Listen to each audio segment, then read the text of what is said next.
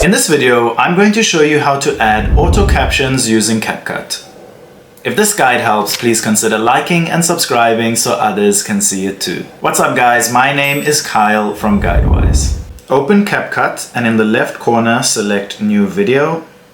Then scroll down and find the video that you would like to use. Once you find your video, simply select Add in the bottom right corner. Once your video has been added, in the bottom you will see text. Once you open that, you will then see auto captions. You can then select the language that the video is in, or you can let CapCut auto detect it. You then have a number of different templates that you can choose from. Once you find the template that you like, simply select Generate. And just like that, your video has auto captions. If this video helped, don't forget to like and subscribe.